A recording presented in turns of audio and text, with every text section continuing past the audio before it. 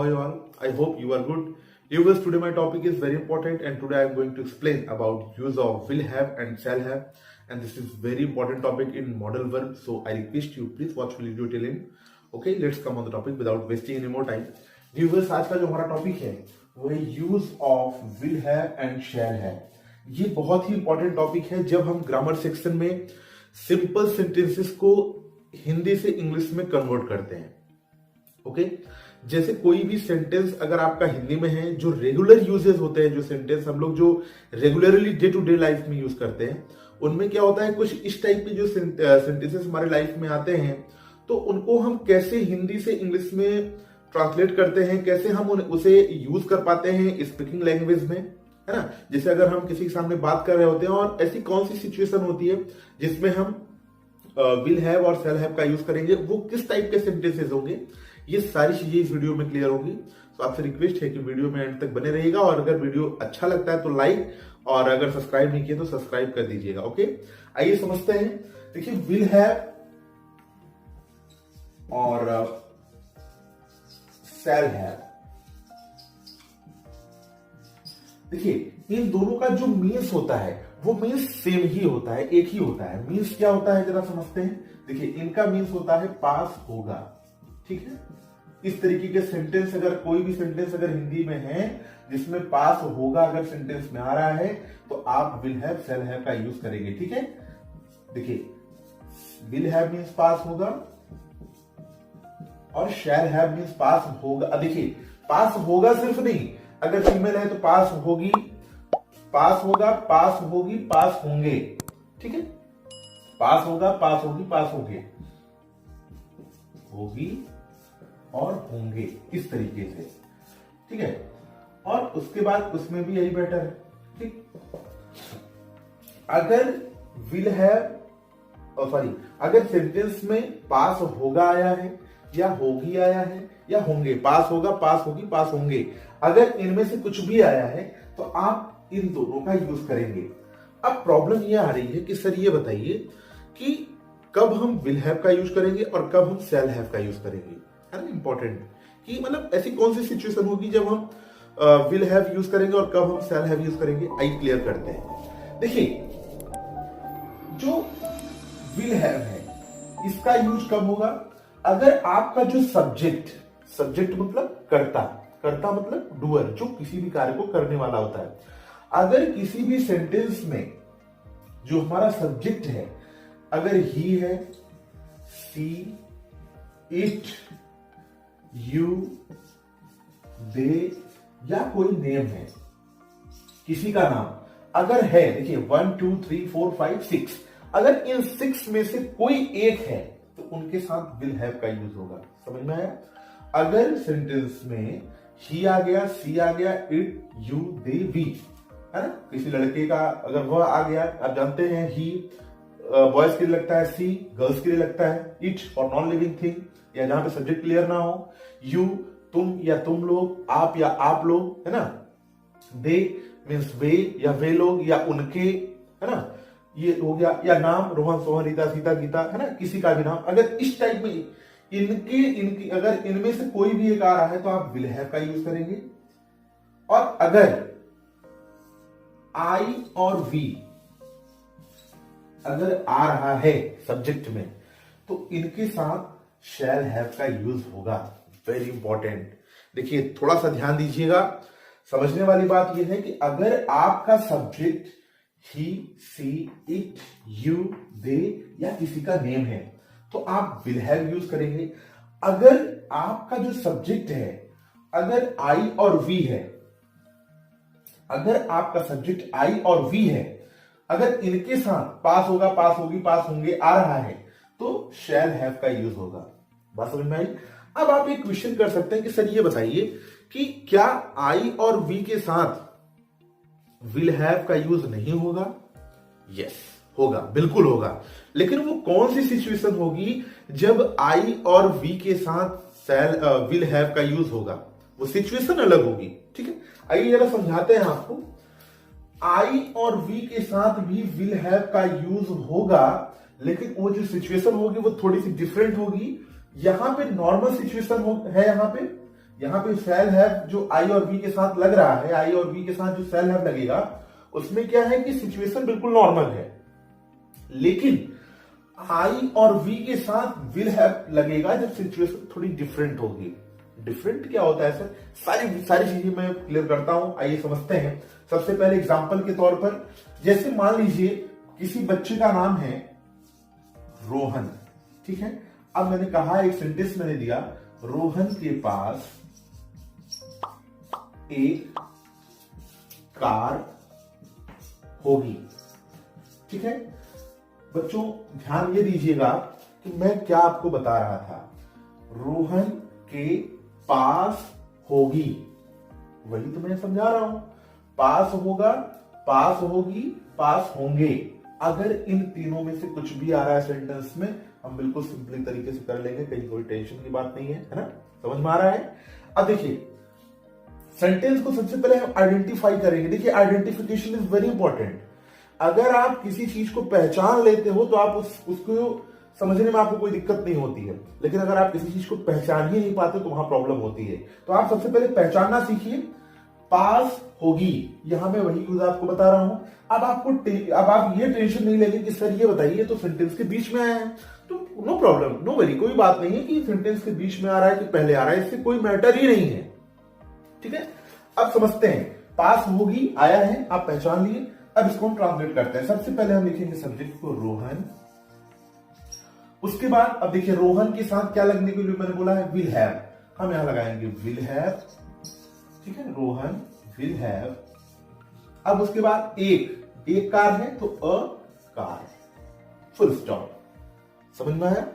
आपने क्या किया, रोहन विल हैव, मतलब जो आपका इस जो मॉडल वर्ब जो आप यूज पढ़ रहे हैं, ये यूज है ना, तो जो ये आप यूज पढ़ रहे हैं इसको आपने यहां पे रख दिया। उसके बाद एक का ये लिखा और कार का कार लिखा, बस मैटर खत्म। कहेंगे सर के की स्पेलिंग कहां गई? ऐसा नहीं है। इंग्लिश में जब आप कोई भी सेंटेंस ट्रांसलेट कर रहे होते तो उसमें बहुत सारी चीजें, हिंदी का इतना बड़ा सेंटेंस होता है और इंग्लिश में बहुत छोटा सा बनता है, आप जानते हैं अच्छे से, है ना? तो आपको इतना ध्यान देने की जरूरत नहीं है, सिर्फ आप इतना ध्यान दीजिए कि अगर आपका जो सब्जेक्ट है वो कैसा है। अगर इन पांचों में 6 में से है कोई तो आप विल हैव लगा देंगे, और अगर आई और वी आ रहा है तो आप शैल हैव लगाएंगे। आइए जरा समझते हैं इसका नेगेटिव फॉर्म। अभी हम आपको आई और वी वाला भी बता रहे हैं, लेकिन पहले आप इसका नेगेटिव फॉर्म समझिए। अगर इसी प्रकार का सेंटेंस हो जिसमें नेगेटिव आए, रोहन के पास एक कार नहीं होगी, अगर नहीं होगी यहां पे अगर नहीं शब्द आ जाए तब आप क्या करेंगे? अब कुछ बच्चे कहेंगे सर विल हैव नॉट लगा देंगे, गलत हो जाएगा। अगर आप विल हैव नॉट लगाते हैं, जैसे अदर यूजेस आप पढ़े, जैसे इसके पहले मैंने आपको यूज ऑफ हैड बताया है। अगर आप उस वीडियो को नहीं देखें तो उसका लिंक मैं आई बटन में दे रहा हूं, आप उसको देखिए। उसमें मैंने हैड नॉट बताया है और हैड को बहुत ही अच्छी तरीके से डिफाइन किया हुआ है, ठीक है। और इसमें क्या है, विल नॉट, अगर विल हैव नॉट लगाएंगे तो गलत हो जाएगा। तो कैसे होगा सर? आइए मैं आपको समझाता हूं। देखिए, Rohan will not have, Rohan will not have a car. बात समझ में आई? आपने क्या किया, यहां पे विल हैव था, उसके बीच में जब आपका सेंटेंस नेगेटिव हुआ, नेगेटिव क्या होता है, जब किसी भी सेंटेंस में नहीं शब्द आ जाए। बात समझ में आ रही है? किसी भी वाक्य में जब नहीं शब्द आ जाता है तो उसमें क्या होता है कि आप क्या करते हैं, वो नेगेटिव सेंटेंस होता है और उसके जो फॉर्मेशन होते हैं वो चेंज हो जाते हैं, उसको जो करने के तरीके होते हैं वो चेंज हो जाते हैं। तो अगर किसी भी सेंटेंस में नहीं शब्द आ गया है तो आप क्या करेंगे, वहां पे विल नॉट हैव लगा देंगे। बात समझ में आई? अब देखिए मैटर ये है कि अगर सब्जेक्ट आपका चाहे कोई भी हो, डजंट मैटर, सब्जेक्ट कोई मैटर नहीं करता है, कोई भी सब्जेक्ट हो, आपको सिर्फ विल नॉट हैव लगाना है। विल और हैव के बीच में आपको नॉट लगाना है, इस बात का आप स्पेशली ध्यान रखिएगा। बच्चे यही गड़बड़ी करते हैं, बच्चे क्या करते हैं, विल हैव नॉट लगा देंगे, गलत हो जाएगा, ठीक है। आप क्या करेंगे, विल नॉट हैव, इन दोनों के बीच में आपको नॉट इंक्लूड करना है। Got it? अब आइए जरा समझते हैं इसका इंट्रोगेटिव सेंटेंस। इंट्रोगेटिव सेंटेंस क्या होता है? जैसे देखिए, क्या रोहन के पास रोहन के पास कार होगी, है ना। अब देखिए ये इंट्रोगेटिव क्वेश्चन मार्क है, ये इंट्रोगेटिव सेंटेंस है। अब इसमें क्या होता है कि क्या शब्द पहले आ गया है, अब आप इसे कैसे करोगे, अब इसका तरीका मैं आपको बता रहा हूं, ध्यान दीजिए। अगर सेंटेंस आपका इस तरीके का है तो आप क्या करेंगे, सबसे पहले अपना सब्जेक्ट आप देखेंगे, सब्जेक्ट को ध्यान में रखना है, सब्जेक्ट ही तो मैन है ना, सब्जेक्ट ही तो मैन है। अब आपको ध्यान ये देना है, सब्जेक्ट हमारा रोहन है, तो रोहन के साथ क्या लग रहा है, यहाँ पे सर ने बताया विल हैव, तो हम यहाँ लगाएंगे विल। अब कुछ बच्चे यही गलती करते हैं, फिर से एक गलती यहां होती है, दूसरी गलती यहां होती है। जब आप इंट्रोगेटिव सेंटेंस बना रहे होते हैं तब बच्चे क्या करते हैं, विल के साथ हैव तुरंत लगा देंगे, गलत हो जाएगा, ठीक है। विल के साथ तुरंत हैव नहीं लगेगा, आप पहले विल लगाएंगे, उसके बाद आप सब्जेक्ट लिखेंगे, ठीक है। विल रोहन, उसके बाद आप हैव का यूज करेंगे, विल रोहन हैव, उसके बाद उसके बाद कार। अच्छा एक बात बताइए, आपको क्या डिफरेंट लग रहा है, जो पहला अफर्मेटिव सेंटेंस है उनमें और इनमें क्या डिफरेंट है? हमारे हिसाब से थोड़ा सा इतना सा ही तो डिफरेंट है। क्या डिफरेंट है, इसमें क्या शब्द पहले आ गया है, अच्छा देखिए यहाँ पे इंट्रो जो हिंदी सेंटेंस है उसमें क्या शब्द पहले आया हुआ है ना। अब आप ये ध्यान दीजिए, अगर क्या शब्द पहले आ गया तो जो इंग्लिश का जो सेंटेंस है उसमें कितना डिफरेंट आया है, कोई डिफरेंट आया है, ज्यादा नहीं आया, आया है थोड़ा सा आया है। क्या आया है, जो रोहन के बाद विल हैव आप यहां लगाए थे वही थोड़ा सा फॉर्मेशन चेंज हो गया है। जो यहां पे रोहन के बाद विल हैव लगाए हैं आप, वही चीज यहां पे क्या है कि अगर क्या शब्द पहले आ जाता है, ठीक है, आप ध्यान से समझिएगा। अगर नहीं समझ में आ रहा है तो प्लीज वीडियो को बैक करके फिर से आप देखिए। अगर क्या शब्द सेंटेंस में पहले आ गया तो सबसे पहले आप विल लिखेंगे, फिर आप सब्जेक्ट को लिखेंगे, विल के तुरंत बाद हैव नहीं लिखेंगे, बार बार बता रहा हूं, ध्यान दीजिएगा। विल लिखेंगे, उसके बाद सब्जेक्ट लिखेंगे, सब्जेक्ट मतलब रोहन, यहां जरूरी नहीं कि रोहन ही हो, ही सी इट यू दे या कोई भी हो सकता है, आप उसको लिखेंगे, उसके बाद आप हैव लिखेंगे, उसके बाद अगर ऑब्जेक्ट है तो लिखेंगे, नहीं है तो डजंट मैटर, उसके बाद यहां क्वेश्चन मार्क लगा देंगे, गॉट इट। अब अगला आता है कि अगर इंट्रोगेटिव वर्ड, जैसे यहां पे इंट्रोगेटिव वर्ड ये जो है ये बीच शुरू में आ गया है, पहले आ गया है, अगर इंट्रोगेटिव वर्ड बीच में आ जाए तब हम क्या करते हैं, अगर इंट्रोगेटिव वर्ड जैसे अगर आपका है कोई, तो अगर वो बीच में आता है, जैसे है ना, जैसे अगर कोई भी इंट्रोगेटिव वर्ड, जैसे मैंने कहा कि रोहन के पास क्या होगा, क्या होगा, ठीक है। अब देखिए क्या होगा बीच में आया है, पास होगा, देखिए एक चीज ध्यान रखिएगा, सारी चीजें वही हैं, है ना। अगर वीडियो आपको अच्छा लग रहा है तो आप सब लाइक कर दीजिएगा, और अगर अभी तक सब्सक्राइब नहीं किया तो सब्सक्राइब कर दीजिएगा, ओके। पास होगा, इसमें भी वही है, बस फॉर्मेशन चेंज हो रहा है, पहला अफर्मेटिव था, फिर नेगेटिव था, फिर आपका जो क्या शब्द पहले आ रहा था वो है, अब क्या है कि इंट्रोगेटिव वर्ड बीच में आ रहा है ना। अब क्या होगा, बाकी सेंटेंस आपका वही है, देखिए पास होगा, ठीक। अब देखिए अगर क्या शब्द बीच में आ रहा है तब आप क्या करेंगे, तो सबसे पहले आप इंट्रोगेटिव वर्ड की इंग्लिश पहले लिखेंगे। व्हाट मीन्स क्या, क्या की इंग्लिश क्या होती है, व्हाट, आप व्हाट लिखेंगे, उसके बाद व्हाट, उसके बाद आप लिखेंगे विल, अब उसके बाद सब्जेक्ट लिखेंगे रोहन, उसके बाद लिखेंगे हैव, उसके बाद और कुछ है इसमें नहीं है, आप सीधा यहां पे क्वेश्चन मार्क लगा देंगे। What will Rohan have, Rohan के पास क्या है, क्या शब्द अगर सेंटेंस के बीच में आ जा रहा है तो आप इस तरीके से इसको ट्रांसलेट करेंगे। बात समझ में आ गई। अब देखिए ध्यान देने वाली बात यह है कि अगर जो आपको मैंने यहां पे सिर्फ एक एग्जांपल रोहन का दिया हुआ है, अगर ही आता है, सी आता है, इट, यू, दे या नेम अगर किसी का आता है, सारे फॉर्मूले इसी प्रकार से इस वाले में विल हैव के साथ होंगे। बात समझ में आई। अब आइए जरा समझते हैं शैल हैव का यूज कैसे होगा।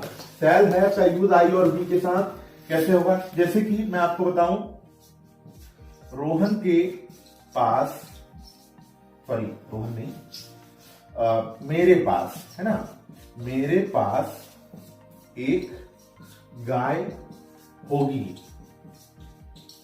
ठीक, मेरे पास एक गाय होगी। अब ध्यान दीजिए, रोहन के मेरे पास एक गाय होगी तो आई, अब आई के साथ आप लगाएंगे शैल हैव अ काऊ। लेकिन मैंने आपको बताया कि आई और वी के साथ विल हैव का भी यूज होगा, वो कब होगा, जब किसी भी सेंटेंस में अनिवार्यता आ जाए, किसी भी सेंटेंस में अनिवार्यता आ जाए, जहां पे चीजें कंपलसरी हो जाए। जैसे मेरे पास एक गाय होगी, बिल्कुल सिंपल है, होगी, मतलब कोई मैटर नहीं है, तो आपने आई के साथ शैल हैव लगा दिया। लेकिन अगर मेरे पास एक गाय, से मैं दूसरा सेंटेंस बताऊं, मेरे पास एक गाय जरूर होगी, जरूर होगी, ठीक है।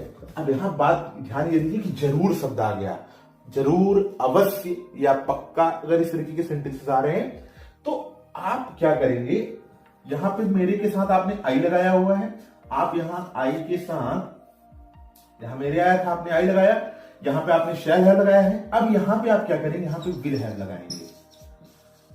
अब आप ध्यान देंगे कि सर विल हैव लगा क्यों, क्या रीजन आ गया कि विल हैव लग गया। तो बच्चों ध्यान दीजिए, यहां पे एक नॉर्मल सेंटेंस था कि मेरे पास एक गाय होगी, लेकिन यहां पे जो दूसरा सेंटेंस है वो क्या है, मेरे पास एक गाय जरूर होगी।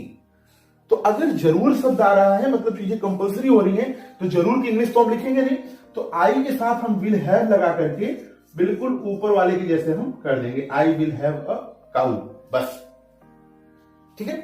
और इसी प्रकार से नेगेटिव हो जाएगा। अब नेगेटिव वाला फॉर्मेशन जैसे मैंने आपको उसमें विल हैव के साथ समझाया, सेम वही होगा। यहां पे आप क्या करेंगे, नॉट लगा देंगे, विल नॉट हैव, है ना। उसके बाद जो सारी चीजें मैंने आपको एक्सप्लेन की है, बिल्कुल वैसे ही सारी चीजें होंगी। आई के साथ भी वही चीज यूज होगा और वी के साथ भी वही चीज यूज होगा। और आई होप कि ये वीडियो आपको बिल्कुल अच्छे से समझ में आया होगा, आज का जो टॉपिक है। और अगर नहीं समझ में आया तो आप वीडियो को बैक करके अच्छे से समझ सकते हैं, और अगर आपको स्क्रीनशॉट लेना है तो आप बिल्कुल ले सकते हैं, मैं साइड हो गया हूं। और अगर आपको अच्छा लगता है वीडियो, तो वीडियो को ज्यादा से ज्यादा शेयर करिए, एक लाइक, और अगर अभी तक सब्सक्राइब नहीं किए तो सब्सक्राइब कर दीजिएगा। और अगला इसी तरीके का एक अमेजिंग वीडियो मैं लाऊंगा, जो आपको डे टू डे लाइफ में काफी हेल्प करेगा, बोलने में और ट्रांसलेशन करने में। इंग्लिश के जो ग्रामर सेक्शन है उसमें काफी आपको हेल्प मिलेगी इस वीडियो के जरिए, इस चैनल के जरिए। ओके, मिलते हैं नेक्स्ट वीडियो में। Thank you very much.